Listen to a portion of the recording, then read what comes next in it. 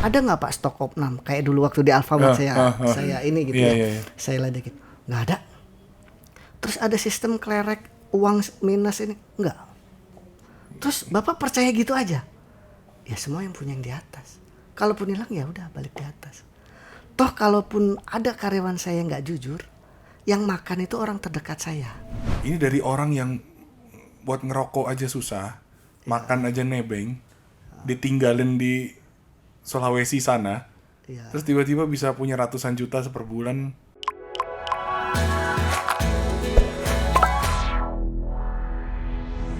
Selamat datang di podcast Niat Bicara. Hari ini kita kedatangan seorang bintang tamu yang kisah perjalanannya sangat panjang. Pengen gue cari pembelajaran-pembelajaran yang pengen gue share juga ke teman-teman penonton Niat Bicara. Hari ini kita kedatangan Mas Muhammad Ma'mun. Halo Mas. Halo. Apa kabar hari ini? Baik. Baik, tenang aja, jangan tegang. Aku tadi kan sebelum mulai ini kita udah mulai cerita-cerita sedikit ya. Aku lumayan amazed sih sama ceritanya. Memang kemarin udah denger juga dari temen yang kenalin kita. Aku merasa wah ini kok ceritanya memang yang anak-anak muda sekarang ini udah mulai hilang Mas. Semangat yang Mas Ma'mun punya tuh hampir udah nggak ada gitu loh. Makanya aku pengen coba lah angkat cerita ini Mas Ma'mun sebisa mungkin kita sharing ya. Apa yang Mas Ma'mun pernah lakuin gitu. Mas Ma'mun kelahiran tahun berapa? 84. Kelahiran tahun 84. Terus dulu pernah kuliah Mas? Pernah kuliah di UIN Syarif Hidayatullah Jakarta. Oh emang dulu awalnya kuliah tuh cita-citanya pengen jadi apa sih? Cita-cita sih pengen jadi guru sih. Pengen jadi guru ya? Awalnya. Ambil jurusan apa? Psikologi. Oh ambil psikologi. Oke. Terus abis itu kuliah berapa lama? Habis? Sampai semester 4 aja. Oh jadi itu tahun berapa tuh? Sampai semester 4 tahun berapa? 2004 sampai 2006. Sampai 2006, oke. Terus emang ngapain Mas? Kok cuma sampai semester 4 toh?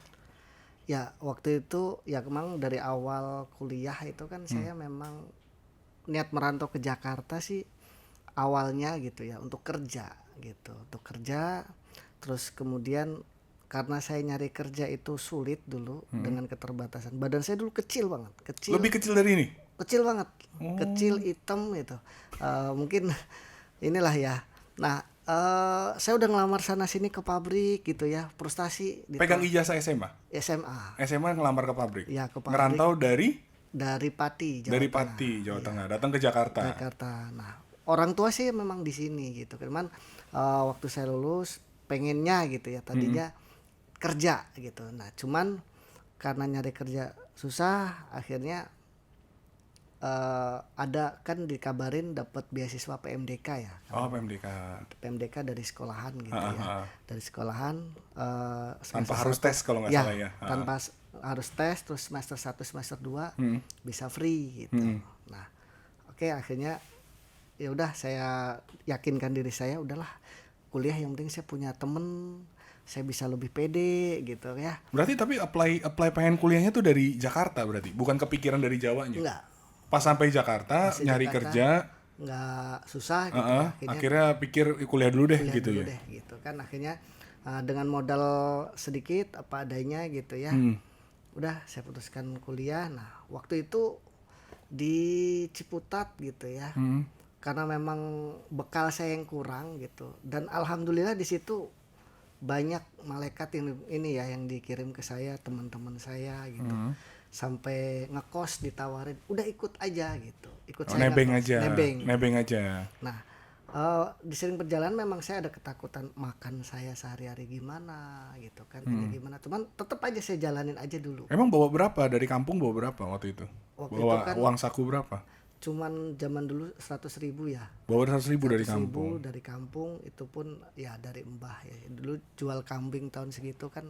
Apa jual kambing? Iya, jual kambing di kampung gitu. Oh, tapi kan sampai sini ada orang tua sebenarnya kan? Ada, cuman kan sewaktu saya ngomong ke orang tua untuk kuliah itu kan orang tua cuman bilang ya nggak apa-apa asal biaya sendiri gitu. Nah, karena saya besar di kampung gitu ya. Saya juga bilang ke mbah gitu, ya nggak apa-apa. Harus yakin nanti juga ada jalannya gitu. Orang tua kerja apa sih Mas? Waktu itu? Buruh pabrik sih. Oh buruh pabrik. Jadi memang orang tua pikir kalau mau sekolah ya silakan, monggo aja, tapi ya biaya sendiri. Cari sendiri. Oh terus akhirnya tekad bulat diterima tuh?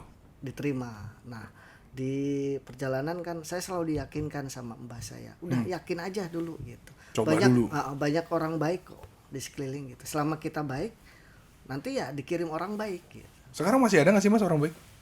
Banyak. Oh masih banyak.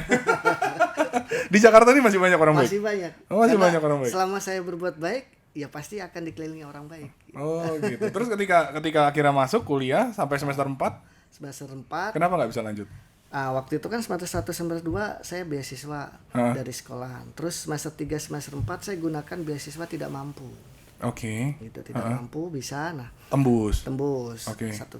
satu tahun. Nah, ketika semester 5 itu kan saya sharing-sharing gimana nih caranya saya untuk melanjutin. Nah, saat itu kan saya memang terlihat di kampus itu temennya banyak. Karena saya Mudah bergaul. karena waktu itu saya harus banyak temen. Supaya? Sederhananya biar saya bisa minta rokoknya sana sini. Oh. Buat ngerokok aja nggak ada kan gitu. Oh buat rokok aja nggak ada pegangan. Itu sederhana saya. Oke. Dan ketika saya berteman berarti saya punya orang baik lagi gitu yang akan bantu saya saat ini. Nah, di mana-mana gitu ya saya teman. Nah, akhirnya saya dulu nggak berpolitik, nggak ikut dalam satu organisasi. Cuman waktu itu diambillah dari PMII. PMII. Karena memang dianggap masa lalu tuh banyak gitu. Oke. Futsal temennya banyak, kadang ikut ngaji, kadang ikut nongkrong gitu. Nah, semua orang kenal saya gitu. Pergaulannya luas ya. Nah, dengan sharing kalau lu jadi ketua BEM, nanti akan dapat beasiswa lagi, gampang ngurusinnya gitu. Oh, mana yang lebih gampang? Waktu jadi ketua BEM lalu dapat beasiswa atau ajukan lagi ketidakmampuan itu? Saya nggak bisa ngajuan lagi pakai surat tidak mampu karena cuman 1 tahun. Cuma boleh sekali doang. Oh, jadi kesempatan selanjutnya harus nyari alternatif lain gitu. Karena di saat itu yang saya pikir saya ketika ada sesuatu kesempatan gitu ya, saya pikir ya yakin dulu pasti bisa gitu. Diniatin dulu. Nah di situ kan waktu kebimbangan itu saya mau lanjut pakai biaya siapa gitu kan. Sebetulnya sih mungkin dalam hati kecil saya itu ada keyakinan kalau saya mau pinjam teman, banyak yang mau support saya. Cuman saya sudah terlalu banyak ngerepotin orang gitu. Nggak enak jadinya. Nggak enak di saat itu pas lagi yang teman saya ini menawarkan, memang dia kelihatan drastis perubahannya, kan dia jarang ke kampus nih. Teman kampus ini? Teman kampus. Tapi jarang masuk? Akhir-akhir itu jarang masuk. Oke. Bulan-bulan itu jarang masuk, tiba-tiba datang ke kampus dengan penampilannya beda, motornya ganti Thunder. Saat itu Thunder itu 2016 lagi keren-kerennya kan. Anak muda pakai motor Thunder. Bawanya communicator gitu kan. Pakai jas? Enggak, biasa. Oh, biasa. Cuman ngobrol warung kopi, wah, ini saya punya bisnis gini-gini gitu kan. Punya bisnis yang kita itu cuman ini kerjanya ini aja, presentasi ke orang gitu kan, nanti dibayar, nanti orang masuk pencapaiannya. Cuman dia memang sempat bilang harus bayar segini jadi anggotanya, member. Terus ya saya kan dengan bahasa sederhana, lu ngeledek apa-apa gitu. Jangan kan 5 juta beli rokok sebungkus saja, gua nggak mampu. Enggak, gua nggak nawarin bisnis lu gitu. Tapi gua nawarin lu bantu gua gitu. Bantu gua untuk kita sama-sama besar gitu. Kita sama-sama buka jalan di daerah gitu ya, untuk ngembangin bisnis ini. Nah, kelemahan yang ada di gua ada di lu gitu kan, karena dia udah kenal saya gitu. Kelemahannya dia ada di kelebihannya Pak Mas Mamun. Saya bisa ngomong, dia nggak bisa ngomong. Saya nggak bisa meyakinkan di depan orang gitu kan. Sedangkan dia pemalu. Tingkat kepedeannya ini gitu ya, nggak berani. Nah, disitulah oke gitu. Sesederhana itu. Terus? Karena waktu itu saya yang penting di saat ini saya udah nggak bisa kuliah, saya putusin cuti dulu setahun. Nah, di dalam setahun itu ya apa yang bisa saya karyakan gitu ya. Tapi saya nggak punya target nanti di Gorontalo saya harus dapat uang 10 juta, enggak. Saya hanya percaya sama temen, pasti temen saya punya rencana buat saya gitu. Iya. Tapi kenapa dia pilih Gorontalo sih Mas waktu itu? Dia ada sempat ngomong nggak? Karena di situ kan memang saudaranya. Oh, ada saudaranya di situ. Dia asli sana? Enggak? asli, ibunya asli sana. Oh iya, ibunya sih. Oke, Keturunan make sense. sana. Nah akhirnya saya diajak ke sana gitu kan. Saya tidak berpikir apa-apa, tapi orang tua dan kerabat-kerabat saya pun juga harus tahu kepergian saya ini untuk apa kan gitu. Ya saya cuman mengemas saya di sana kerja gitu. Tapi waktu itu tertipu emang karena penampilan dia. Tertipu. Ya. Karena melihat Thunder itu dan melihat apa Nokia Communicator Ya, itu. dan Oke. Kok memang bisa sih lu dapat itu di usia semuda ini? iya. Flexing dong berarti. Iya. Udah flexing ala 2006 gitu ya. Iya. Jadi ya bener-bener wah lah gitu ya di saat kondisi itu saya aja nggak punya HP waktu itu ya. Bisa ngeliat HP gitu dan nanti gue pegangin buat lu gitu kan. Luar biasa gitu ya. Kok segampang itu gitu. Dan ketika gue mengiyakan, ya udah ntar gue bantu. Dengan gampangnya langsung beli tiket pesawat gitu kan buat saya meyakinkan bahwa memang nanti di sana itu akan terjamin. Akan ada perubahan taraf hidup lah ya. Akan ada perubahan taraf hidup, bangun mimpi, pokoknya semua berbicara tentang mimpi gitu kan. Nah di saat kondisi saya sedang dalam kondisi labil gitu ya, memikirkan antara mau kuliah berat, mau kerja dulu apa gitu kan. Iya, lagi nyari-nyari lagi juga. nyari-nyari. Iya. Akhirnya Datanglah tawaran datanglah ini. itu. Akhirnya saya Berangkatlah ke berangkat Gorontalo. ke Gorontalo. Nah, Berapa lama di Gorontalo tuh, Mas? hanya 2 bulan. Hanya 2 bulan. Hanya 2 bulan. Didandanin yang sama, dikasih Thunder juga, dikasih Communicator juga. Enggak, ya dipakein jas, ya pakai communicator iya gitu. Oh. Cuman kan presentasinya di rumah gitu, Ke rumah-rumah. ke rumah-rumah. Terus di rumah itu targetnya siapa? Ibu-ibu atau memang Ya warga bapak-bapak? situ, ibu-ibu, bapak-bapak dikumpulkan gitu kan di satu rumah. Memang rumah yang saya tempatin kan saudaranya itu memang polisi ya. Jabatnya waktu Kapolsek kalau nggak salah. Oh, Jadi memang dipandang gitu Iya, ya. iya, pejabat Jadi, daerah sana lah gitu ya. Gampang untuk mengarahkan, untuk ini kasat reskim kalau nggak salah dulu. Oh, Waktu saya itu. oke, Kasat Kasat Reskrim. Reskrim. Oke. Nah jadi gampang mengumpulkan warga untuk ke situ. Gitu. Nah di situ ya Berhasil tuh? nggak ada satupun yang ini. Nggak ada satupun? Nggak ada. Nah dalam datang ke situ seminggu pertama itu kan saya presentasi itu 2 kali. Presentasi ngumpulin orang yang beda, yang sama juga boleh ikut gitu kan. Terus Ulang lagi? sampai 4 kali presentasi kan 2 minggu itu ya. Nah Dikasih apa, Mas, ketika mereka datang? Apakah disuguhin makanan, minuman, Ya. atau kue-kue? makanan minuman sederhana lah ya. Makanan, Cuman oke. ini Ada tapi ya, berarti ada dimodalin juga ya sama itu ya, sama temennya ya? dimodalin juga, tapi yang punya rumah juga Oh, yang punya rumah yang modalin? dari dia sih. Oh, dari dia ngasih sangunya lah ya. Oh, terus? Udah ya di saat berjalan seminggu 2 minggu gitu kan, belum ada mungkin perubahan yang interest saya mau ikut gabung, itu belum ada. 5 juta ya waktu itu? 5 juta. Nah saat itu kan hanya orang, oh iya nanti ada yang, oh saya jual sawah dulu sampai begitu. Cuman belum sampai deal gitu. Oh, dia jualan produk, Mas? Jualan produk. Jualan produk. Oke.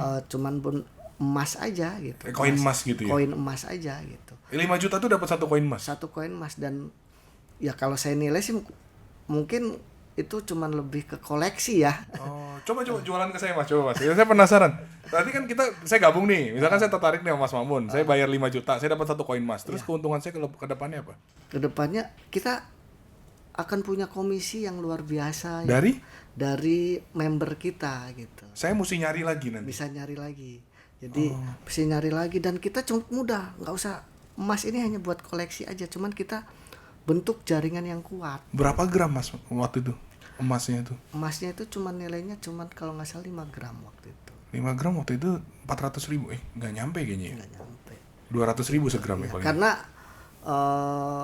ya kecil banget ya, lebih ke koleksi. Kan memang waktu saya di sana juga dididik ketika orang sudah menanyakan produk gitu ya. Dialihkan ke ini. Mindsetnya tuh ke mimpi gitu. Kita bisa dengan bisnis itu gampang. Jualan mimpi? Iya, seperti maksudnya kan kadang orang masa cuma 5 juta cuma dapat emas gitu kan. Nah, saya diajarkan oleh teman, langsung temanya kita rubah. Dalam hidup itu kita harus punya mimpi. Jadi lebih ke situ gitu. Jadi ngebelokin gitu. Ngebelokin gitu. Nah, supaya orang tuh yakin, betul-betul yakin. Nggak ada produk yang bener-bener valid gitu, nggak Nggak ada. ada. Ini MLM tapi flexing di MLM, Iya, tapi yang dijual mimpi juga gitu. betul. Nah, ya karena saya dulu masih ya memang dibilang polos ya, pokoknya percaya lah, modal percaya sama temen gitu. Tapi udah merasa itu aneh.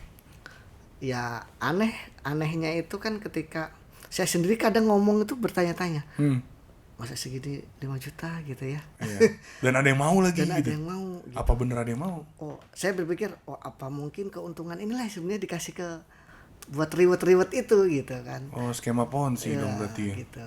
Oh. Nah, Berarti suatu saat akan ada kemungkinan kabur juga, tapi nggak tahu lah ya, belum Nggak terbukti tahu. soalnya waktu itu nggak dapat member juga di sana ya. nggak dapet. Nah, sebulan nggak dapet member itu, nah dia pamitan. Alasannya udah kamu jagain aja di sini. Mungkin orang-orang kita presentasi kan lagi berusaha jual tanah gitu kan. Jual sawah. Jual sawah. Nah, sedangkan dia alasannya akan buka di Manado gitu. Berapa lama dia janji pergi dan akan kembali? Ya hanya cuman sebulan aja gitu. Kenyataannya dia pergi berapa lama? Sebenarnya saya tahunya kan seminggu sudah tahu jawabannya waktu itu. Oh, pada saat dia pamit itu. Pamit ke Manado, udah gitu kan. Sebenarnya saya nggak nyari tahu karena dia bilang ya udah sama-sama ini. Nah, cuman berjalan seminggu gitu kan, tiba-tiba saya dapat informasi dari ya anaknya yang saudaranya itu. Gitu. Teman saya ini ya, teman saya ini pulang gitu. Nah, terus pulangnya nggak balik lagi. Dapat kabar teman ini pulang ternyata. Terus saya tanya, nggak balik lagi? Enggak gitu. Karena waktu itu kan saya memang nggak punya alat komunikasi. Oh, communicator itu cuma ada satu itu. Dan Gantian dia waktu ambil itu. sama dia. Dia ambil sama dia. Saya kan pakainya pas begitu presentasi gitu. Oh. Nah, saya komunikasi dengan keluarga sini pun sebenarnya lewat Handphone itu. telepon rumah. Telepon rumah. Dulu kan punya telepon rumah kan yang saya tinggalin. Tapi makan masih dibiayain sama keluarga yang Makan di Gorontalo ya itu. dibiayain gitu. Waktu itu saya beban cuman karena saya perokok berat ya. Perokok. Nah, saya mikir dalam waktu itulah saya dapat jawaban itu seminggu. Ya disitulah saya ya posisi benar-benar jatuh gitu. Apa yang saya harus lakukan? Saya jauh dari keluarga saya di Gorontalo, nggak punya apa-apa dan nggak ada ditinggalin, nggak ada jaminan saya akan pulang ke Jakarta itu kapan gitu. Telepon ke rumah minta tolong akhirnya Nggak, karena kan saya tetap berpikir ingat ke Mbah lagi, jangan ngeluh dan jangan berbagi kesedihan. Nah, waktu itu yang Mbahnya dulu pesan kayak gitu. Iya. Sewaktu membesarkan Mas Mamun. Dicoba dulu aja gitu. Dicoba dulu berdoa, dicoba dulu berpikir positif. Nanti apa yang akan saya dapatkan gitu. Nah, di situ saya selalu dapat keyakinan itu. Nah, ketika saya mencoba itu gitu ya, nggak lama kemudian saya dipercaya ngajar ngaji di Gorontalo. Di Gorontalo ngajar ngaji yang punya anak yang punya rumah gitu kan. Sampai tiba-tiba baru sehari 2 hari terus yang di musola pengen diajar ngaji saya. Nah, pada akhirnya saya pas momennya karena itu mau lebaran gitu ya. Itu ada lomba cerdas cermat itu yang benar-benar itulah sebuah pertolongan pertama untuk menghilangkan saya itu sedih gitu ya, meratapi saya ini dari hancur banget lah ya gitu. Nah, dikasih kesibukan lah di situ, mempersiapkan cerdas cermat, ngajar gitu ya.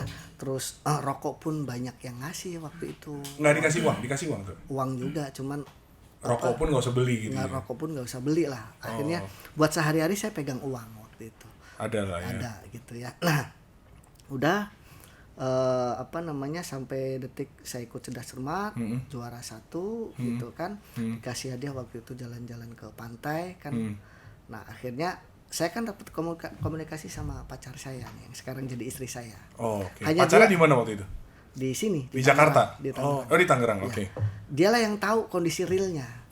Cuman dia selalu bersan, udah sabar, saya carian uang buat pulang ke sini. Udah pacaran berapa lama waktu itu, Mas? Kurang lebih ya setengah tahun sih, baru setengah. Oh berarti kenalnya memang udah dari Jakarta dari waktu Jakarta. zaman kuliah itu, ketika kesana memang masih hubungan aja. Udah masih hubungan. Nah, saat itu ya udah. Nah, pas habis lebaran bener mungkin THR dia ya, waktu itu dia cerita THR dia ditransfer lah ke saya untuk beli tiket. Sampai dikasih THR untuk beli tiket.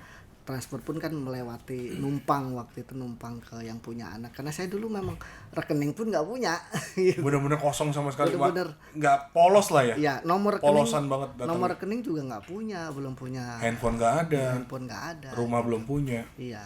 Uang seadanya. Uang seadanya. Nah, disitulah saya akhirnya beli tiket, dan memang yang punya rumah ini sama saya betul-betul tuh akhir-akhir itu merasa berjasa gitu ya. Merasa berjasanya sebetulnya ya cerdas cermat tuh nggak ada nilainya, cuman mungkin kalau bagi beliau gitu ya, nama desa Dumati itu ya di Gorontalo itu dikenal sekecamatan gara-gara cerdas cermat itu. Nah, ada kebanggaan ada tersendiri. kebanggaan. Nah, waktu itu saya pulang ke sini pun dibawain oleh-oleh sampai orang kampung tuh semua ya antara lucu sedih gitu ya. Ada yang ngasih kenang-kenangan tuh cuman rokok dibungkus gitu, dikadoin gitu ya. Ada yang ngasih sarung gitu ya. Ya ampun. Itu waktu itu. Nah, Masih hubungan baik nggak sekarang? Masih akhirnya kontak mereka lagi nggak sekarang di Gorontalo? Apa udah lost contact juga? lost contact karena keterbatasan saya waktu itu nggak punya handphone sih. Sekarang juga ada nggak pernah kontak? Nggak pernah. Kangen nggak mas? Kangen, dan Sama orang-orang itu? waktu saya pulang itu pas mau naik pesawat tuh saya ada keinginan kecil tuh, sebuah cita-cita suatu saat saya mampu, kalau sudah mampu Ingin gitu, balik lagi? punya uang, entah kapan pun itu saya pengen balik ke sana hanya untuk silaturahmi ke orang yang saya tempatin itu. Mudah-mudahan mereka nonton ya YouTube-nya. Mudah-mudahan. Mudah-mudahan mereka nonton ya. Dan mudah-mudahan saya juga dikabulkan sesegera mungkin secara waktu, secara ini ada bisa berkunjung ke sana. Pengen balik lagi karena udah kayak keluarga juga akhirnya. Ya, pengen balik ya untuk silaturahmi dan inilah ya, balas kebaikan mereka gitu. Jadi kalau pada saat posisi naik ke pesawat itu memang udah bawa semua oleh-oleh itu dimasukin ke pesawat juga tuh, bawa pulang ke Jakarta Ya, jadinya. dibawa semua gitu sampai kepolosan saya itu waktu pulang ke sini, waktu berangkat itu kan sama temen ya naik pesawat, semua ya ngeliatin dia lah tingkah lakunya di pesawat gitu. Oke. Nah, pas naik pesawat balik ke sini karena pengalaman pertama sendiri gitu ya, saya hanya mengingat-ingat di samping saya kan gitu, bule inilah yang saya liatin, ntar saya turunnya harus gimana, tas saya gimana gitu kan, tas Ketemu saya, bule? Ya. Duduk di samping? di samping ya, nggak ngobrol, cuman sebagian saya yang penting dia kemana saya ikutin. Niru-niru aja Niru-niru. deh. Untungnya nggak ke WC loh, tapi ikutin.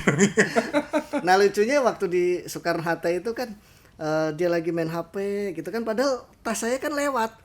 Itu tas saya, tapi saya nggak berani ngambil. Kenapa? Karena bule juga nggak ngambil tas dia. Allah. Itu saking di pikiran saya, Niru, jadi benar-benar niru plek-blek. niru gitu. Oh, si Niru. bule itu udah ambil baru saya pikir mau ambil.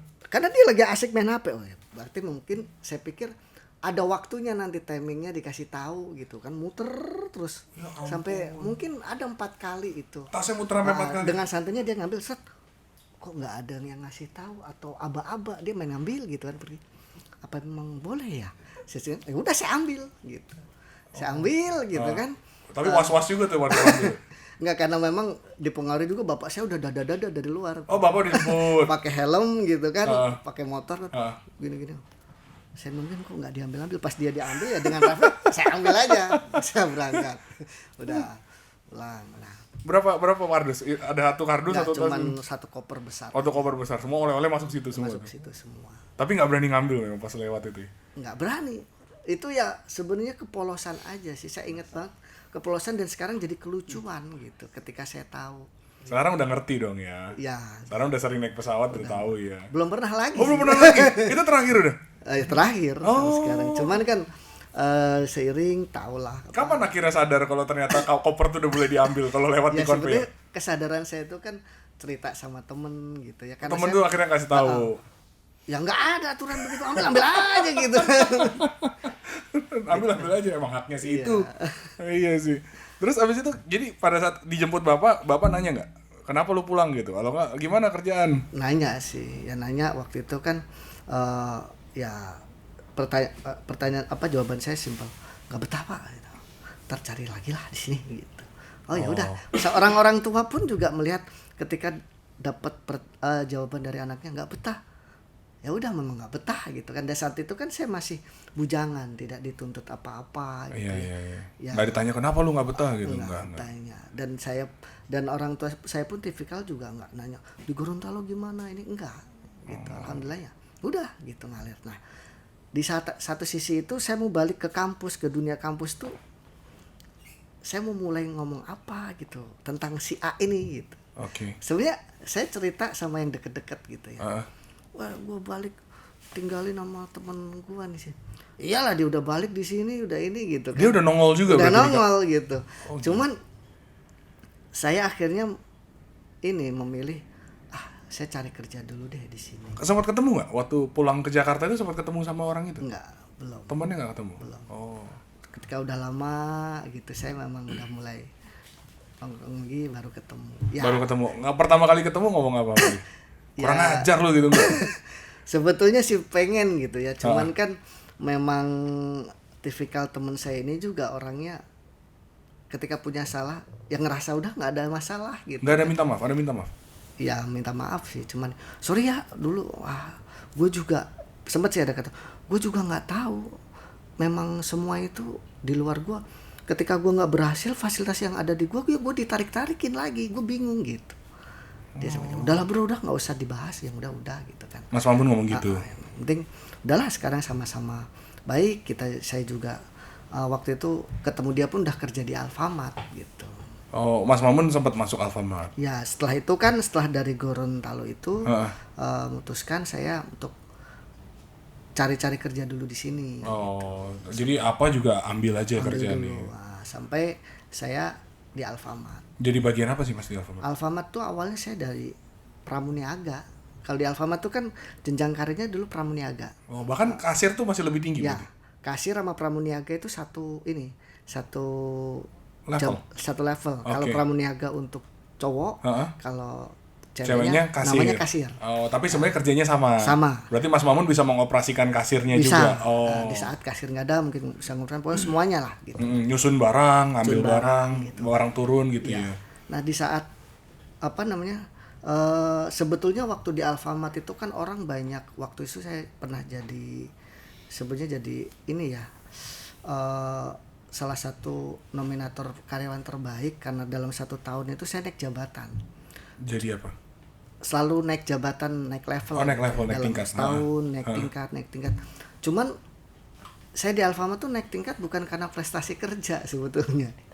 Karena? Seolah-olah ya saya ngerasanya cuman keberuntungan gitu. Bukan karena orang dalam. Bukan.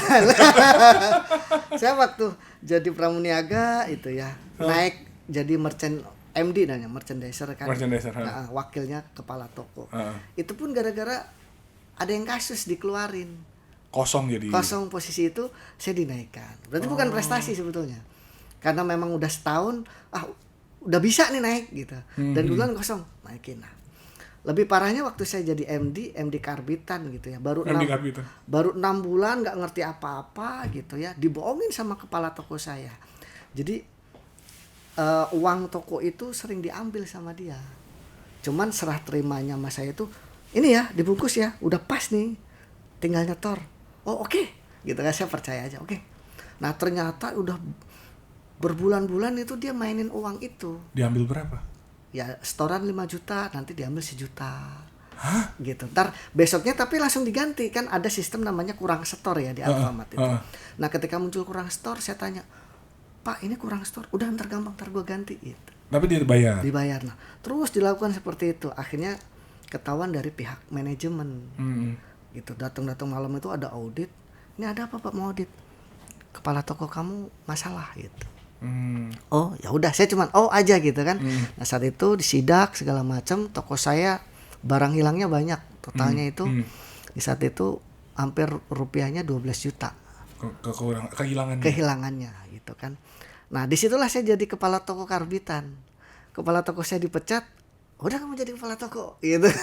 Tapi sebenarnya saya sih agak nggak setuju kalau dibilang Karbitan ya. Mungkin karena memang kejujurannya Mas Mamun keberuntungan juga. Gitu ya lebih. Enggak juga, kalau Mas Mamun yang ternyata bermain Yang ternyata ngambil 1 juta itu mungkin Mas Mamun yang dipecat, Iya, bener ya nggak? karena saya memang tidak melakukan dan nggak tahu gitu ya. Oh, kalau tahu emang mau ngambil Mas? Yang enggak juga. Nggak mau gitu Oh, ya. kirain kalau tahu caranya mau coba juga gitu. Enggak gitu ya. Nah, di saat jadi kepala toko itu saya pengen kuliah lagi gitu. Muncul rasa Ingin kuliah lagi. Nah, sempat di UT waktu itu. Di UT.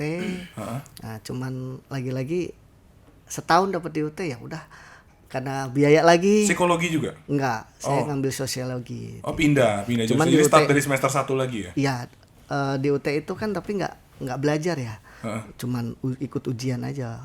Oh, karena universitas terbuka sih ya. UTS aja lah. Nah, di saat saya jadi kepala toko kurang lebih 1,5 tahun, ya keberuntungan lagi. Waktu itu ada area manajer saya, orang Jawa. Kebiasaannya dia tuh sederhana. Setiap hari Rabu itu kan area manajer, area koordinator, itu ada yang namanya meeting rebuan. Dari jam 8 sampai jam 5 sore. Kebiasaan dia itu cuma naruh nitip parkir di toko saya. Nah, setelah pulang dari meeting ngobrol ngalor ngidul ya. Dia parkir terus jalan kemana? Suruh nganterin saya kan dari toko ke office gitu ya. Itu kan dekat jaraknya. Oh, kebetulan dekat. Alfamart mana sih Mas? Kalau boleh sharing daerah mana sih waktu itu? Serpong waktu itu. Serpong. Nah, toko saya di Gria Hijau Alam Sutra. Oh, oke. Kan dekat gitu ya. Jadi dia menumpang mampir di Alfamartnya, dia jalan ke sana. Lebih baik saya naruh di toko daripada sono penuh gitu. Oh, oke. Nah, setelah ini pulang sering ngobrol dah. Dia kecil, kamu kayaknya cocok jadi trainer gitu. Oh. Wah, Bapak bisa aja gitu kan. Iya, bisa kamu jadi trainer, omongan kamu itu inilah bisa meyakinkan gitu kan. Tapi saya nggak sarjana Pak ini. Gampang, kebetulan kemarin tuh saya dengar dari koordinator trainer, dia lagi nyari trainer yang berasal dari toko. Oh, gitu. Karena jenjang karirnya ada. Jenjang karirnya ada dan bisa memberikan mengajar dengan memberikan motivasi lah. Lu bisa kayak gue nih gitu ya. Pengalaman secara teknikal di toko itu seperti apa. Rata-rata kan trainer itu fresh graduate ya. Jadi dia tahu secara teknis tapi operasional kan kurang. Oh, karena pengalamannya memang kayak ya itu yang beneran karbitan tuh kalau saya bilang sih, Pak. Karena kan dia langsung dari fresh graduate tiba-tiba suruh ngajar. Ya, ngajar teorinya. Iya, suruh teorinya. Paling ya dia sempat sih namanya magang di toko untuk observasi, untuk belajar itu memang seorang trainer awal baru memang ini ada proses itu. Cuman kan beda dengan saya yang udah waktu itu 3 tahun di toko. Udah cobain semua ya. Udah cobain semua. Nah, saya hanya ya ditawarkan seorang atasan ya menolak tuh nggak boleh gitu kan karena ini mungkin kesempatan. Saya coba ikutin, alhamdulillah lulus tes. Jadi trainer gitu. Nah, ketika jadi trainer itu jabatan yang di toko dilepas berarti? Dilepas. Naik 1 level grade-nya. Naik 1 level lagi. Kan kalau dulu itu di kepala toko di Alfamart grade 6. Grade 6. Nah, pas saya di trainer jadi grade 7. Oh. Otomatis kan salary saya naik gitu. Ya. Kalau kayak PNS naik eselon berarti ya. Gitu. Nah, di trainer saya jalanin gitu ya. Itu juga keberuntungan lagi gitu ya dalam waktu saya tuh di trainer tuh kurang lebih 1 tahun 8 bulan lah di brand trainer officer di di Alfamart ya. Nah, waktu itu dekat dengan namanya branch manager. Branch manager itu kan membawai 1 cabang gitu di Balaraja. Nah, sering ngopi, sering rokok bareng. Dia iseng nanya, "Lu tuh trainer satu-satunya yang berasal dari toko di sini di cabang ini yang pernah di toko terus jadi trainer." Nah, iya Pak, menarik sih, nggak ada gue punya trainer yang dari toko. Gue tuh lagi butuh seorang korwil. Jadi kalau di Alfamart tuh ada jabatan area koordinator yang dia mengelola 10 toko yang benar-benar dari SDM-nya, dari orangnya gitu ya. Kata dia, saya pengen punya korwil yang punya jiwa trainer. Nggak cuma nunjuk-nunjuk, wah ini salah, ini gini, tapi dia mengayomi, jadi lebih memotivasi gitu. Nah, saya itu sebenarnya ingin dijadiin kelinci percobaan dia. Gimana kalau punya korwil, dia punya basic trainer, dia juga punya basic technical toko. Wah, berarti hasilnya bakalan luar biasa tuh. Ngomelin orang dengan motivasi gitu. Iya. Jadi Mas Mamun ini dijadiin proyek percontohan juga. Proyek percontohan bahwa lu bisa jadi seorang Korwil itu kan memang bener-bener motornya Alfamart. Dia yang menentukan eksekusi di toko ketika ada target harus jualan Coca-Cola sekian. Nah dia yang ngedrive ke toko itu 10 toko. Dan dia yang benar-benar berjuang untuk bisa mencapai itu.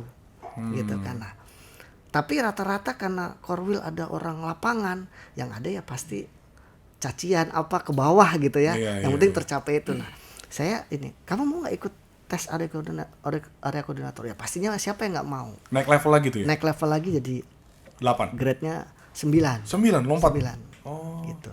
Tapi dapat fasilitas mobil carry. Oke.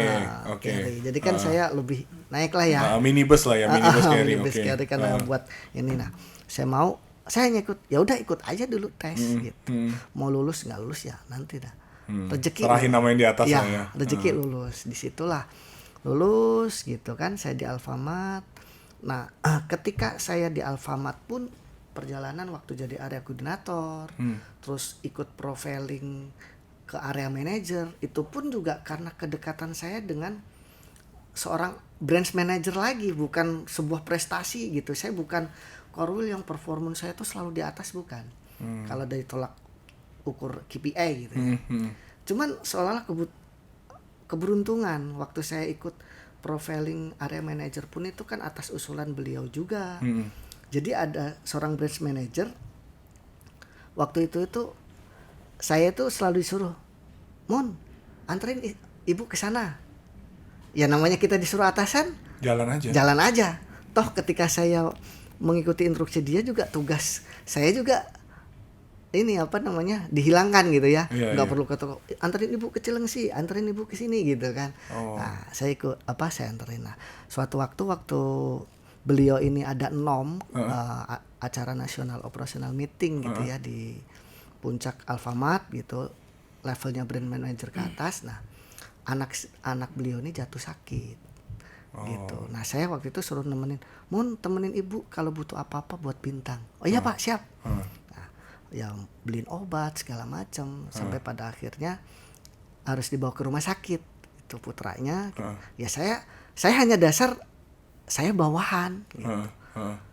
Melakukan itu tuh nggak ada berharap kepikiran apa. mau naik jabatan atau enggak. Yang penting jalanin aja. Saya jalanin, saya bawa ke rumah sakit dan saya tungguin sampai beliau balik ke sini lagi. Nah, pas beliau balik itulah saya dipeluk dan dia ucap, saya ada utang budi buat kamu. Oh, nggak ada Pak utang budi Pak. Ini mah saya bawahan kerja saya Pak, digaji gitu. Saya dengan santainya, enggak, saya tetap punya utang budi sama kamu. Nah, disitulah saya dekat sama beliau gitu. Sama beliau, dan apa-apa, akses apa-apa di cabang saya benar-benar dispesialkan gitu. Pernah dikasih proyek kerjaan ini sampai pada akhirnya saya ternyata diusulkan tes jadi seorang area manager. Tapi saya nggak setuju sih kalau dibilang itu keberuntungan sih, saya nggak setuju. Karena memang nggak semua orang punya karakter yang sama dengan Mas Mamun. Karena ada orang yang bersungut-sungut juga Mas. Kenapa? Disuruh kerja ekstra terus akhirnya bersungut-sungut gitu loh. Oh iya. Ini apaan sih bukan kerjaan gue disuruh gini. Akhirnya dia nggak sepenuh hati dan akhirnya kan malah branch manager mungkin nggak suka juga atau gimana kan kita nggak tahu. Memang itu ketulusan hati juga dari Mas Mamun. Ya karena sesuatu yang memang pada dasarnya saya nggak ada pengen apa-apa gitu. Nggak pengen dapat imbalan apa pengen, juga. karena kalau sesuatu memang kita dasarin nggak pengen apa-apa itu kan memang kita lahirnya ya keluarnya memang natural gitu. Ikhlas aja jalanin. Ikhlas aja gitu. Waktu memang nggak ada pikiran ini itu. Nah waktu itu ya akhirnya saya dibenturkan pada kenyataan. Saya ikut profiling, assessment area manager. Nah udah lulus tapi saya harus probation di Pontianak. Area manager tuh level berapa lagi tuh? Kita membawahi sekitar 50 toko. 10, 11, level 50 toko 11. Level 11. Oh. 9 10 sih kan, tapi kalau awal 10 okay. dan nanti 11. Nah, 10 kan waktu itu saya 9 ke 10. Nah, di situ harusnya saya membawa 5 udah, tapi harus probation ke Pontianak. Oke, Kalimantan. Sedangkan saya punya traumatik tentang luar pulau. Nggak mau balik lagi. Karena Gorontalo itu. Ya, Gorontalo artinya bukan traumatik saya nggak mau nyoba lagi, cuman saya dulu pernah jauh gitu ya dari keluarga dan rasanya itu betul-betul nggak enak ya. Nggak enak gitu. Iya. Nah di situ sih sebenarnya saya tetap bertahan ketika saya tidak bisa apa-apa karena saya udah punya keluarga, udah punya anak gitu. Oh waktu itu udah punya anak? Udah anak, nikah berarti? Udah nikah. Saya akan jalan. Nah tapi di sela-sela kan dikasih waktu sebulan untuk mempersiapkan itu kan. Nah saya waktu itu ngelamar-lamar. Udah mulai cari-cari. Cari-cari di JobsDB, akhirnya dapat panggilan lah di Mitra 10. Jadi DSM namanya, Deputy Store Manager. Ya bahasa sederhananya sih wakil kepala toko lah. Sebentar, jadi kalau misalkan udah level 10 itu range gajinya berapa sih Mas? Kalau boleh tahu? 6 jutaan. 6 jutaan. 6 jutaan. Terus ketika pindah ninggalin itu tahun berapa tuh 6 jutaan? saya 2016. 2016, oke. Terus ketika Mas Makmun mau pindah ke sana, apakah penawarannya sama atau? Enggak, lebih gede. Saya jadi DSM dapat 7 juta. Oh, dapat 7 juta. 7 juta. Jadi lumayan lompat lah ya. Lompat dan secara level jabatan sebenarnya lebih upgrade. Karena Mitra 10 kan membawahi sekitar 300 karyawan satu toko itu ya. Tapi kan jabatannya balik lagi jadi wakil kepala toko. Jadi wakil kepala toko secara skupnya memang kecil. Tapi mungkin karena tanggung jawabnya banyak, SDM yang di handle banyak. Gitu. Nah, itu di Mitra 10 sebetulnya kayak karakter gini ya. Kita udah lama di Alfamart gitu. Hati kecil tuh selalu bandingin, masih enakan dulu ya gitu. Egois. Nah, saya jalankan di Mitra 10 itu cuman dapat 8 bulan sih. 8 bulan. 3 bulan saya pegang area sales. Terus di bulan keempat kan memang masih percobaan ya, setiap DSM baru itu harus melewati 3 bulan dulu di area sales, kita ngelola bagian sales, bagaimana improve SPG segala macam. Terus pindah lagi. Tiga jadi bulan, kayak manajemen training gitu ya. Manajemen training saya 3 bulan frontliner, pegang customer service, kasir. Nah di ketiga, di bulan ke-7 saya pegang gudang. Nah di saat gudang itulah pertama sih ya masih saya jalanin, walaupun di hati enakan dulu ya, dulu. Nah waktu itu saya di gudang coba bikin usulan tuh, bikin planogram toko gitu ya, planogram barang. Planogram barang itu cara nata barang. Di Mitra 10 tuh ternyata kan gudangnya masih berantakan karena apa ya? Barang itu suka ditumpuk-tumpuk. Jadi kayak pemetaan gitu lah ya. Pemetaan. Nah, ini itu. Nah, di situ terus di situ saya beberapa mecahin kasus sebetulnya sih. Mecahin kasus yang tapi efeknya akan luar biasa. Ada beberapa yang nanti akan dikeluarkan gitu. Jadi menemukan sesuatu kejanggalan. Menemukan sesuatu. Cuman pada saat itu gejolak saya bilang, memang waktu itu kan saya sudah merasakan uang dari online, kan saya dulu narik online. Jadi ceritanya keluar dari Alfamart itu kan saya DP mobil, nyicil mobil gitu ya. Jadi setelah kerja itu saya narik online. 2016 itu lagi online Grab, Gokar, itu lagi Grab, Uber. Itu lagi bagus-bagusnya. Cari uang 1 juta dalam waktu 3 jam, 4 jam itu dulu cepet. Nah karena pikiran saya ini lagi, ini kalau saya bertahan di sini dan kasus ini sampai dilakukan, pasti saya akan bentrok tuh, punya masalah sama orang gitu ya. Tapi sedangkan di sisi yang lain, saya kayaknya juga nggak enjoy di Mitra 10. Nggak tahu, egois saya itu selalu bandingin Alfamart gitu. Karena kelamaan di sana. Yang akhirnya saya coba online aja lah, jadi orang yang istilahnya independen gitu. Freelance lah, maksudnya bebas lah, nggak terikat waktu ya. Nggak terikat waktu. Saya memutuskan, saya ngomong ke istri, kalau istri sih ngikut aja karena ya saya yakin suami saya bisa ngidupin saya gitu, udah tahu gitu kan, plan itu gitu. Nah, jadi terserah Mas Makmun mau jalan gimana, istri support aja. Akhirnya keluar dari Mitra 10. Hanya ingin jadi driver online. Karena bertahan kah? Berapa lama? Bertahan sampai saya bisa melunasi mobil ya. Lunas mobil itu 2016, 2017, 2018, 2019. Bukannya akhirnya sempat dipotong-potong gitu Mas? Iya, dipotong-potong, cuman kan udah terlanjur akhirnya bertahan aja gitu. Bertahan karena di awal kan saya merasakan manisnya yang lagi bagus-bagusnya. Sehari nyari uang 1 juta, 2 juta tuh gampang dulu.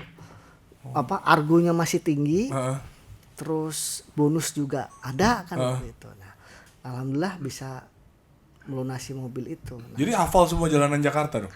ya saya dulu tipikal orang malas ya ke Jakarta.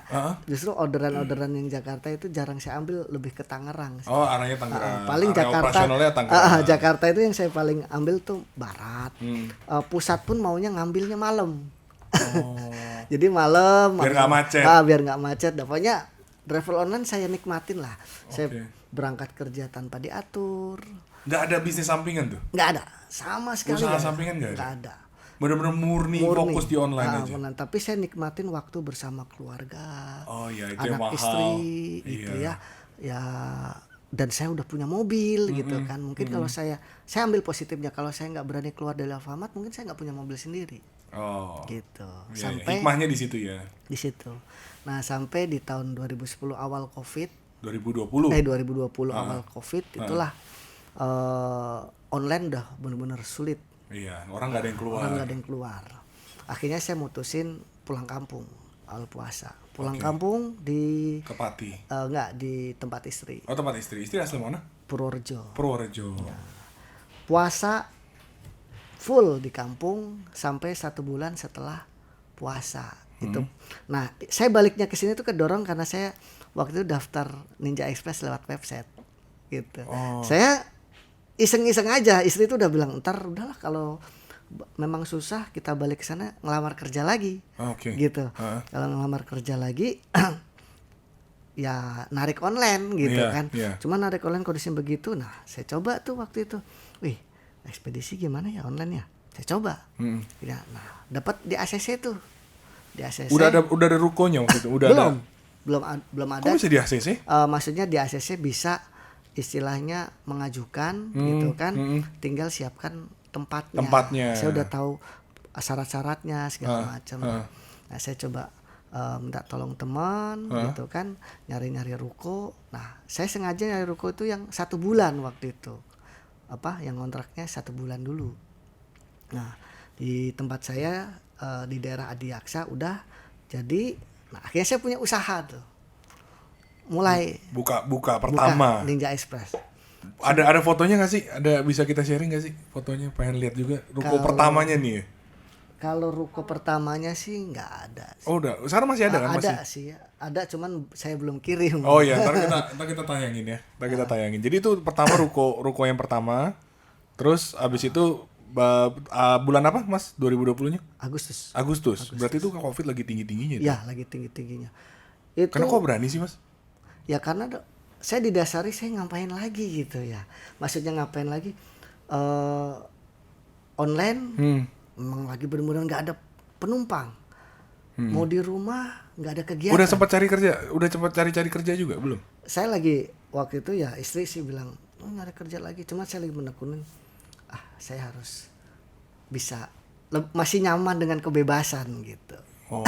Pengen ini dulu ya, ntar kalau udah mentok banget kan saya sebagai seorang suami gitu ya. Baru nanti ya. Baru saya ini karena masih punya tabungan sedikit yang bisa buat usaha gitu ya. Jadi pada saat itu karena masih ada tabungan, jadi pikir ya sudahlah kita coba dulu karena memang masih suka dengan tidak diatur lah ya, tidak diatur dengan waktu-waktu tertentu.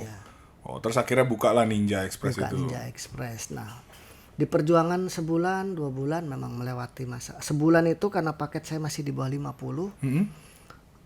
Buat nyewa ruko ya nggak ketutup lah. Waktu itu sewa ruko kan memang cuma 700.000 gitu. Sewa ruko? 700.000? Cuman kecil 3x4 itu. Kios. Itu segitu aja nggak nutup. Sebulan 700.000. Paket saya waktu itu masih rata-rata 20. Kan saya itu kalau 20 paket ya sebulan itu kurang lebih itu cuman dapat komisi ya dari Ninja 700 sampai 800.000. Belum karyawan. Karyawan kan masih saya sendiri. Iya, kalau kita hire karyawan nggak akan nutup. Nggak akan nutup. Nah, tapi akhirnya saya memutuskan di rumah dulu deh. Kan Ninja bisa ya. Kayak masa penangguhan dalam membangun gitu ya. Kasih waktu 2 bulan, 3 bulan kita bisa di rumah dulu. Paketnya itu dijemput jadi, Mas? Dijemput ke rumah oleh. Siapa yang jalan? Mas Mamun yang jalan? Saya sendiri dulu jalan. Nah, Di saat berjuang itu kan yang saya pikirkan, udah saya penting maksimal dulu. Waktu itu kan saya sendiri, istri yang jagain di rumah, saya keliling. Saya pick up paket itu sebenarnya abis asar. Cuman saya sengaja abis zuhur keluar karena saya dunia ekspedisi, saya harus dekati orang-orang yang bermain ekspedisi. Contoh kurir sederhananya. Di tempat base camp kurir itu nongkrong, saya ikut nongkrong. Tahu nggak dia ini pemiliknya gitu? Ya nggak tahu, karena tahunya cerita-cerita sama kurir aja. Oke. Ini ada nggak seller ninja gitu ya, yang pakai ninja nih, ngobrol. Wah, ada no kayaknya di sono, ada no kayaknya di sono. Nah, akhirnya dulu itu saya gini ke kurir. Udah, Bang, kalau ada kasih nomor teleponnya aja, cukup kasih nomor telepon. Nanti saya telepon nih ke sellernya. Kalau dia mau saya pick up, abang saya kasih dia 50.000. Oh, komisi. Gitu. Marketing komisi. Saya awal tuh. Jadi kurir JNT, kurir si cepat, pokoknya saya minta info nomor nomor kontak person orang yang dagang pakai ekspedisi ninja pengirimannya. Di Lazada gitu. Pada saat itu terus kita jalan ke 2 bulan, keberuntungan, alhamdulillah gitu, saya dikasih keberuntungan, bertemulah salah satu yang sekarang jadi karyawan saya. Jadi dia memang punya langganan banyak gitu marketnya. Dia sebenarnya sih kenal seller besar satu gitu. Gimana sih cara menentukan ini langganan saya, ini langganan siapa, itu gimana caranya? Karena dia tiap hari yang pick up. Bukannya ditentukan by system, dengan sistemnya marketplace atau si e-commerce itu? Iya, ditentukan waktu request pick up gitu kan, cuman kan pas masuk di Ninja Driver dia gitu. Nah, akhirnya karena saya bisa ikut abang aja gitu. Ya boleh gitu. Berarti dia juga dari Ninja juga sebelumnya? Dari Ninja juga. Cuman gitu. Biar ikut, dan dia juga posisi rumahnya lebih dekat kan kalau di saya. Ya udah nggak apa-apa, kita sama-sama. Nah, dari satu orang yang dikenalin saya itu, seller besar itu satu. Disitulah saya mulai dapat seller-seller yang lain. Karena memang seller itu kan dari awal satu seller itu ya, saya kasih fasilitas. Kalau dulu itu di Mitra Ninja yang lain itu saya pelajari, nggak ada yang berani scan di tempat. Scan di tempat itu barang itu diambil dulu, baru di scan di ruko, gitu kan. Nah, kalau saya nggak, barang saya samperin, pakai ninja, saya scan di tempat. Jadi segala problem itu terselesaikan di situ sama seller. Ada double packing atau apa, semua selesai di situ. Tapi itu boleh sama ninja? Boleh. Gitu. Jadi Mas Mamun menemukan ada celah untuk lebih unggul, mengembangkan lebih unggul sistem yang udah ada dibanding pelayanan yang diberikan oleh orang lain. Saya hanya berpikir saya jual jasa awalnya. Jual jasa, saya harus memberikan pelayanan yang lebih dibanding saat ini yang dia dapat gitu. Saya nggak berpikir ntar dia ngajak temennya nggak apa gitu. Ya saya kasih yang maksimal. Nah, disitulah berjalan service lah ya. Pelayanannya maksimal untuk konsumennya dulu ya. Ya, dia ngajak temennya, si Makmun aja tuh gitu. Mitra Cikuya aja tuh. Namanya apa, Mitra? Mitra Cikuya. Mitra Cikuya. Oke. Apa sih artinya Mitra Cikuya? Karena daerah saya Cikuya. Daerah Cikuya. Kirain ada nama-nama tertentu kenapa namanya Cikuya. Oke, terus? Nah, dari mulai paket saya itu 300 naik ke 400. Nah, saya pas 300 itulah mulai memutuskan kontrak ruko kembali. Bukan kios lagi tapi ruko yang agak besar. Berapa lantai? Satu lantai. Cuman udah udah bisa nutup gitu ya. Tapi lebih besar lah ya secara besar. Ini lokasi juga luasannya lebih besar juga. Bisa fokus daripada di rumah gitu ya. Betul. Tapi saya masih jalan gitu ya. Nah, di saat saya perjalanan ini gitu ya, mulai naik jadi sehari 400 paket, 500 paket. Saya banyak berinteraksi sama seller-seller gitu ya yang dagang. Nah, disitulah saya mulai belajar online. Ternyata lebih bagus nih kalau saya dagang juga gitu ya. Dagang online juga di Lazada misalnya. Kan saat ini kan Ninja itu banyak situ ya, ke Lazada. Nanti kan paket itu bisa ke saya sendiri gitu. Dan bisa lebih maksimal gitu kan. Mencoba memonopoli berarti ya, dari hulu sampai hilir gitu ya. Ya. Terus. Ya coba itu iseng-iseng awal itu ya. Waktu itu modal beli mesin sablon Polyflex gitu ya. Oh, sablon Polyflex.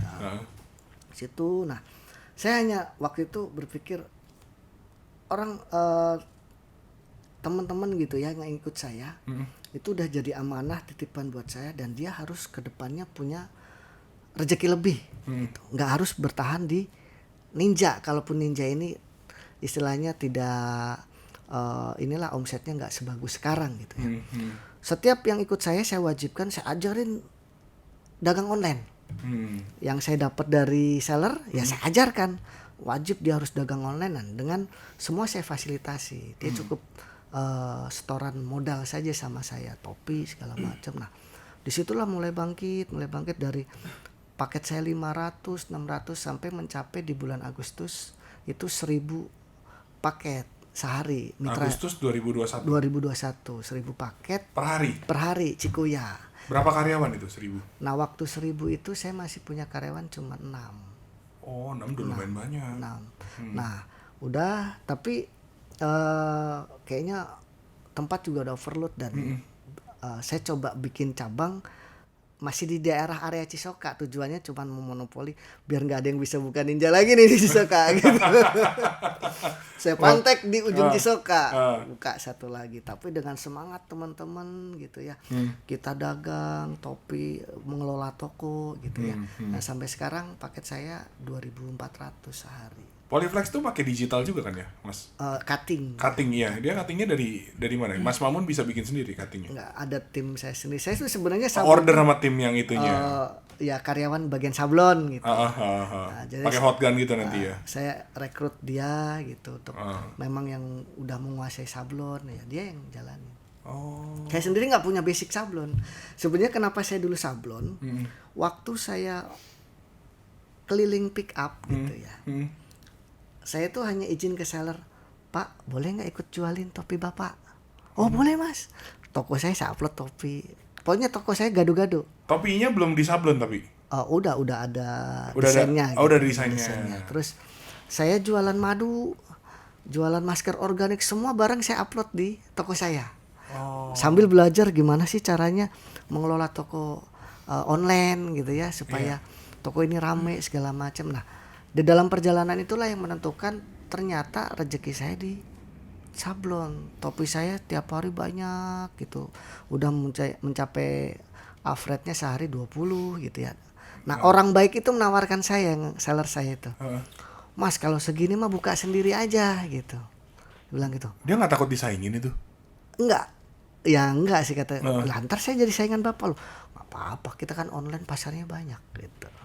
Nah tapi ada syaratnya gitu. Pokoknya mesin saya mah ini aja dah dicicil selunasnya. Tapi adik saya bawa, saya nitip adiknya. Adiknya udah bisa nyablon, udah bisa ini, cuman sama dia nggak berkembang. Mungkin kalau dengan orang lain dia lebih berkembang. Iya kalau abang sendiri kan mungkin dia ngerasa. Iya. Akhirnya udah benar saya ini, dan alhamdulillah sampai sekarang dia betah di saya dan jualannya juga lumayan gitu ya. Tiap hari ya udah bisa inilah. Sekarang sehari berapa paket Mas Mamun? 2.400 dari sehari 2 mitra ya. Sebulan kasih saya range dong, kira-kira omsetnya berapa sih Mas? Kalau omset per mitra itu ya kotor ya. Kotor itu sekitar 75-an. 75 apa? 75 juta per mitra. Karena saya punya 2 ya 150-an lah. Itu omset kotor. Iya, oke. Tapi itu omset. Ya, omset. Income dari ninja itu. Tinggal berarti harus bayar karyawan, harus bangunan berarti ya. Karyawan, bangunan kan, ruko, pakai ruko, listrik, telepon, dan mungkin internet gitu ya. Wah, apa gue pindah aja ya? Jadi tertarik juga. Terus kalau dari topinya sendiri omsetnya range-nya berapa Mas? Kalau topi range-nya saat ini saya untuk per bulan per minggu itu kan saya mampu jual 600 topi untuk saat ini ya. Per bulan? 600 topi. Per minggu. Oh per minggu? Per minggu. Berarti 1 bulan kali 4? Ya, berarti 2.400 topi. Itu dari masih topi aja sih. Ini dari orang yang buat ngerokok aja susah, makan aja nebeng, ditinggalin di Sulawesi sana, Ya, terus tiba-tiba bisa punya ratusan juta per bulan. ya apa yang saya capai juga sebetulnya saya juga nggak berpikir ini sebuah wah gitu, enggak lah. Saya hanya ngalir gitu ya. Mungkin yang saya bilang kemarin, wah itu luar biasa. Kalau bersyukur ya sangat sangat sangat bersyukur gitu. Kalau nggak bersyukur itu namanya sombong kan. Iya, gitu. iya, iya. Ya, cuman ya kalau dibilang puas ya nggak boleh juga puas gitu. Masih pengen lagi nih ke Puas depan. juga nggak, kalau kita puas juga sombong gitu ya. Oh, kalau Artinya, berpuas diri juga sama dengan ya, sombong. kita bersyukur, dengan syukur bentuk syukur itu kan banyak, dengan kita membangun teman-teman ini supaya di saya pun rezekinya ke depannya lebih bagus, lebih baik. Itu kan bentuk syukur juga. Jadi mengembangkan orang lain, mengembangkan komunitas lagi. Iya, dan ketika merenung pun saya hanya kadang itu untuk merenung, bersyukur ya, memang dulu saya yang namanya jangankan punya cita-cita bisa nyetir mobil gitu ya. Mungkin nyetir mobil aja nggak mungkin. Punya mobil aja nggak Mobil nggak kepikiran. mungkin. Iya. Alhamdulillah sekarang punya 3 mobil, Punya 3. 4 motor gitu. 3 mobil tuh kan saat ini mobil saya emang 3, yang masih nyicil 2, gitu. Yang motor juga 4. Jadi memang sekarang udah, jadi ya minimal udah nggak inilah ya, udah nggak harus sewa atau minjem sama orang lagi, udah minimal mulai punya sendiri semua ya Iya, Pak ya. punya sendiri semua. Itu Ya, sih. itu natural aja sih. Waktu saya paket saya sekian 600, oh overload nih nggak bisa pakai motor. Iya. Ada beberapa juga seller yang barangnya besar-besar. Dah waktu itu ya udah ambil mobil 1. Waktu awalnya Xenia. Karena udah punya Ayla kan ya. Nah, 2 mobil jalan nih. Nah, sharing berjalan, paket saya udah 1.600-an. Masih kurang. Kurang lagi. Tambah lagi. Kalau ngandelin motor tambah lagi 1. Nah, sampai saat ini. Nah, motor juga begitu, waktu awal 2, 3 sampai sekarang 4, punya 4. Udah punya 4 ya. 4 motor. Iya, makanya tapi gini Pak, kalau dari saya ya, sebetulnya saya percaya emang ada faktor keberuntungan, ada faktor rezeki dari yang maha kuasa. Tapi sebetulnya nggak, ya pasti kan ada sesuatu yang setelah Bapak renungkan, setelah Mas Mamun renungkan, apa sih sebenarnya yang Mas Mamun pengen bisa ambil kesimpulannya, bisa nyampe di hari ini tuh gimana caranya? Ya, di usaha ini, saya kan sebenarnya ini usaha pertama ya, dalam skup besar. Dulu pernah usaha kecil-kecilan lah, cuman mungkin jamur kriwil, nyoba-nyoba gitu. Jualan snack lah ya itu snack, ya. Ini tuh adalah usaha pertama saya gitu ya. Dan saya memang di saat usaha ini mencoba punya model. Punya model itu artinya saya lihat temen ada sukses gitu ya. Temen sukses sekarang tuh punya toko pempes ya, namanya Raja Pempes. Omsetnya tuh sehari bisa 400 juta. Karena kedekatan saya sama beliau, dulu kan juga mantan area manajer saya. Semakin dia banyak uangnya, semakin sufi dan semakin nggak mau uang gitu. Malah nggak kepikiran. Nggak pikiran uang, tapi uang selalu ngejar dia gitu, ngejar beliau. Toko salesnya selalu ini. Nah, saya cuman bilang, Bapak ini apa sih Pak? Kan di toko waktu kan gede. Ada nggak Pak stok opnam? Kayak dulu waktu di Alfamart saya ini gitu ya. Saya ledekin. Nggak ada. Terus ada sistem klerek uang minus ini? Enggak. Terus Bapak percaya gitu aja? Ya semua yang punya yang di atas. Kalaupun hilang ya udah balik di atas. Toh kalaupun ada karyawan saya nggak jujur, yang makan itu orang terdekat saya. Gitu. Terdekat itu maksudnya karyawan saya. Karyawan itu toh juga. yang menikmati karyawan saya. Orang yang setiap hari bantu saya. Nah, di situ saya mencoba membangun mental waktu saya punya ninja ini. Jadi pas saya punya ninja ini, saya dagang topi, dagang baju. Sekarang pun saya nggak terapkan yang namanya gue punya stok topi itu berapa, nggak tahu. Terus tiap minggu kan kita setoran tiap Selasa, kalau Lazada itu Selasa. Teman-teman nyebutin, Pak, minggu ini saya jualan 20 topi, saya setoran 20.000 kali ini. Saya terima. Dia mau bilang 20, saya terima. Dia mau bilang 40, saya terima. Pokoknya saya berdoa supaya teman-teman yang ikut saya, tim saya, karyawan saya ini rezekinya lancar, keluarganya juga bisa punya tambahan rezeki dari saya gitu ya, dan kehidupannya lebih baik. Kalau dia ternyata menipu, kalau dia ternyata menggelapkan uang itu, menjual, nggak apa-apa. Nggak apa-apa, karena saya punya perahu ninja gitu ya. Itu modal saya. Sablon ini hanyalah untuk memikirkan orang-orang yang ikut saya ini kedepannya juga punya pengusaha. Setiap hari yang saya doktrin ke mereka, kalau malam, kalau briefing, teman-teman ini pengusaha, sama kayak saya, pengusaha. Karena waktu ikut saya perjanjiannya, teman-teman harus punya 5 toko. Saya ajarin cara buka toko, saya ajarin cara ngelola toko sederhana. Kita sama-sama belajar. Kita sama-sama pengusaha ini di sini. Namanya pengusaha ya harus jaga barangnya masing-masing. Walaupun di belakang itu punya saya semua. Topi, kaos punya saya, dan saya nggak pernah hitung berapa jumlahnya. Sampai saat ini kalau saya ditanya untung dari topi itu berapa, saya nggak tahu. Yang saya tahu hanya ketika saya mau belanja topi ada uangnya. Bisa buat belanja modal lagi. Yang tadi saya stoknya 100, alhamdulillah bisa nyetok tambah jadi 200. Bisa nambah lagi.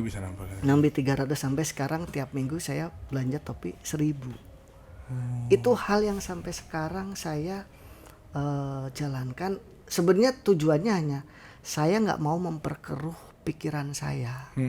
Saya pengen saya itu senang. Saya dulu lahir dari orang yang nggak mampu. Dengan omset Ninja 2 ini saya kurang lebih 150, bersihnya mungkin masih saya kebagian 40-30, itu masih sangat cukup buat saya gitu. Buat ngebagiin anak istri saya, buat ini saya. Jadi kalaupun saya diambil sama karyawan saya, topi ini nggak apa-apa, saya nggak akan susah. Jadi sasaran targetnya memang bukan uang awalnya? Bukan uang.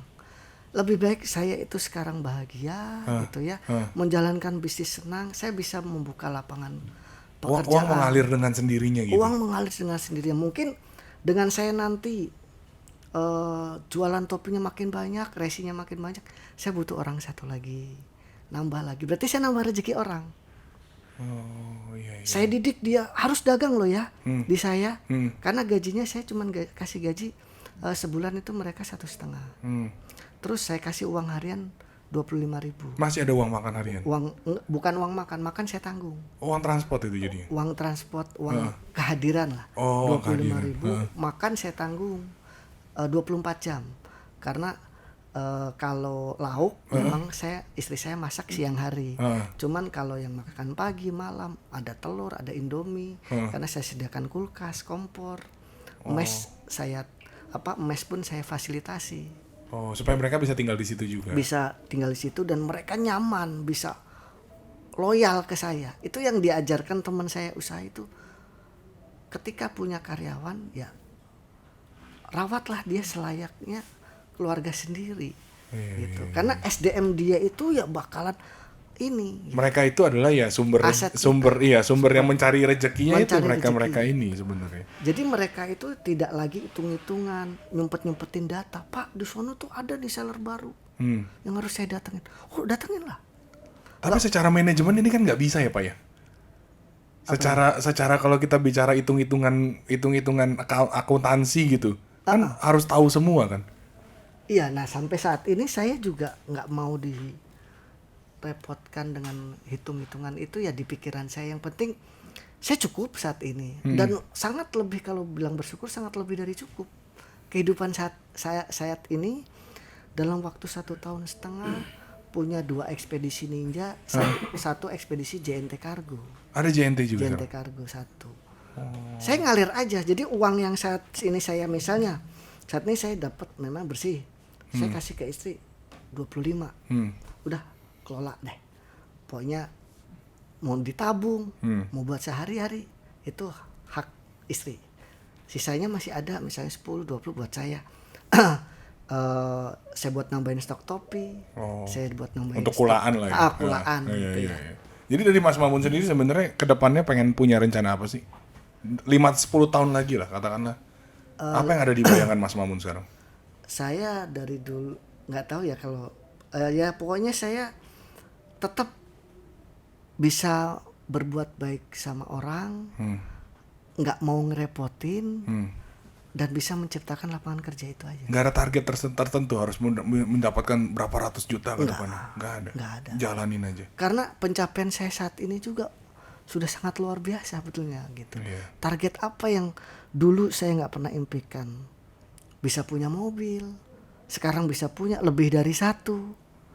Modalnya ketekunan, kejujuran, kedisiplinan itu ya. Selama perjalanan hidupnya itu semua dijadikan Gitu, jadikan saya modal ya. Jadikan modal. Pesannya Mbah itu. Jadi ya pokoknya saya nggak boleh ngeluh gitu. Apa peluang terkecil itu saya coba lakukan yang terbaik. Gitu. Jadi ada rumus yang kita nggak tahu. Nah, rumus dagangan yang kita nggak tahu, ketika kita nggak tahu kalau memulai bisnis, mungkin nanti saya butuh yang namanya akuntan, pengeluaran saya berapa, pendapatan saya mungkin saya butuh. Untuk saat ini saya nggak mau pakai rumus saya ngeluarin segini harus dapat segini. Kalau nggak dapat segini ini hilang kemana? Nah, kenapa? Kalau saya pakai rumus ini sekarang terlalu dini, nanti saya mikirin hilangnya ini. Jadi saya mikirin hilangnya ini kemana ya hilangnya. Padahal sebenarnya ada nikmat rezeki yang lain yang saya bisa nikmati dengan senang. Tapi saya lebih memikirkan ini. Gitu. Nah, saya nggak mau itu dulu. Saya lebih baik sekarang itu bersyukur, menikmati apa yang udah dikasih amanah ke saya. Dengan saya selalu terlihat senang di depan teman-teman saya. Yang penting hidup juga tetap terlalu sederhana. Nggak perlu berlebihan juga. Kalau memang saya harus bisa bantu teman, saya bisa bantu teman. Saya bisa membuat mereka nyaman, gitu. Tempat tinggal, mes segala macam saya diberikan semua lah. Diberikan semua, tidak ada rumus. Ini dulu. Mungkin kedepannya kalau itu mungkin itu butuh karena dalam usaha mustahil. Iya. Mudah-mudahan sih nanti 5-10 tahun lagi kita bisa ketemu lagi, ngobrol lagi nih Mas. Pengen lihat juga perkembangannya apa dengan metode yang tidak ada di buku punyanya Mas Ma'mun ini. Itu perkembangannya sangat pesat ya. Dan saya berharap mungkin 5 tahun lagi kita ketemu udah berkembangnya ceritanya mungkin udah beda lagi nih. Dan saya tungguin banget, saya doain banget supaya Mas Ma'mun selalu lancar, semua yang dicita-citakan juga tercapai, termasuk ya mengembangkan karyawan tadi ya, mengembangkan teman-teman usaha lagi. Ada itu dong foto karyawannya dong, tolong bisa di ini nggak? Tadi saya dapat bocoran katanya kita udah punya ada display. ini waktu di Alfa. Di Alfa saya jadi trainer waktu itu. Oh oke. Terus next. Ini waktu jadi area koordinator nih. Ini carry-nya tadi ya, yang di warnanya merah juga ya. Ya merah. Udah agak punya pipis sedikit. Terus ini waktu saya kuliah nih. Nah, teman saya belakang saya persis itulah yang membuat saya terpacu hidup bertahan di Gorontalo. Oke. Next. Itu masih sangat kecil. Nah, ini terakhir kondisi update saya sekarang kemarin ngadain munggahan di rumah. Ini 13 karyawan saya bersama keluarga kecilnya. Wah, keren. Jadi memang yang kita hidupin gak cuma karyawan kita tapi memang keluarganya juga ya. Keluarganya pun berdoa buat saya. Iya, pastinya karena rezekinya semua ya kasarnya dititipkan memang ke Mas Ma'mun dan Mas Ma'mun lanjutkan lagi ya melalui kepala rumah tangganya. Wah, keren. Kondisi ada lagi? Setiap bulan. Nah, ini kegiatan rutin kita setiap 2 minggu sekali malam Jumat kita wisata religi namanya. Wisata religi. Nah, kita ziarah.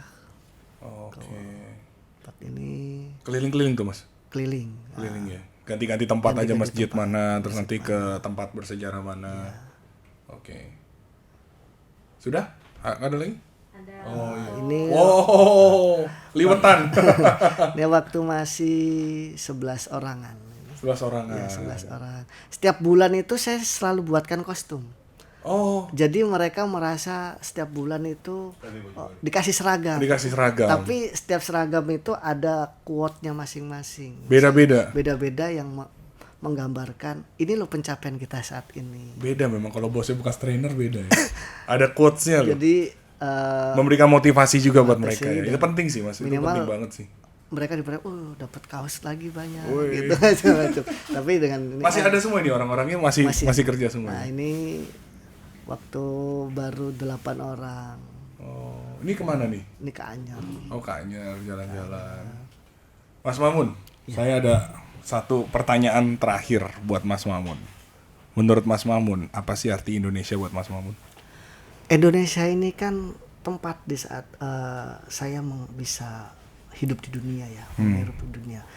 Bagi saya selalu pesan Mbah itu ya apapun kondisi kita itu tetap indah, tetap harus senang, karena ya kuncinya itu senang susah itu relatif subjektif penilaian kita sendiri. Makanya Mbah saya selalu bilang jangan ngeluh, jangan berbagi kesedihan, karena suatu kesedihan itu bisa menjadi sebuah istilahnya ujian atau sebuah musibah tergantung kita. Ketika kesedihan itu kita sikapi dengan seolah-olah dramatisir, seolah dibagikan, itu akan jadi sebuah musibah. Tapi ketika kesedihan itu diubah menjadi sebuah ujian, tempat curhat yang hakiki ya hanya Allah gitu ya. Kita punya tempat untuk ngadu, untuk curhat. Nggak perlu disebarin, cukup tahu ketika saya bahagia aja.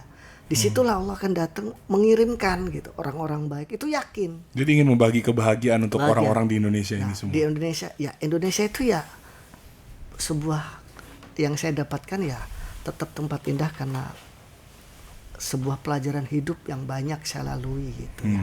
Saya mungkin orang yang sangat-sangat beruntung karena Allah masih memberikan saya itu cuman ujian sedikit gitu.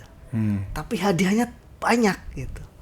Kalau dinilai hadiahnya, ujiannya itu sampai nggak terlihat. Gitu. Terus kalau buat pesan-pesan buat teman-teman yang ujiannya lebih banyak daripada hadiahnya, kira-kira apa nih? Ya berarti kita harus lebih ujiannya lebih banyak gitu ya. Kita tunjukkan dulu apa yang kita bisa lakukan. Karena hadiah muncul itu ketika kita melakukan sesuatu yang memang terbaik menurut kita gitu. Lakukan aja dulu yang terbaik. Lakukan dulu yang terbaik. Hadiah itu pasti akan datang dengan Hadiah sendirinya. itu pasti akan datang. Yang penting kita bawa dalam doa terus. Entah sekarang, entah nanti. Yang penting kita lakukan aja dulu yang apa kita bisa gitu. Dan semampunya kita. Semampu kita, dan kalau memang kita melakukan sesuatu, kalau memang belum tentu, kecuali sebuah tantangan gitu ya. Kalau sebuah tantangan, kamu bisa nyampe sini saya kasih hadiah ini. Tapi kalau cuman orang, kamu harus bisa nyampe sini ya. Ya lakukan dulu, terbaik saya nyampe situ.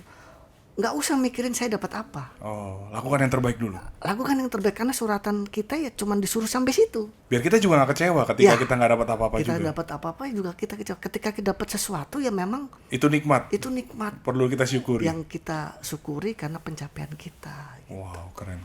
Yang satu ini ya. Thank you Mas Mamun.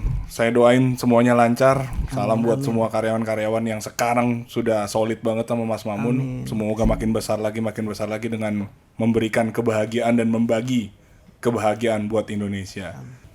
Oke, terima kasih udah nonton channel podcast Niat Bicara. Sampai ketemu di episode selanjutnya.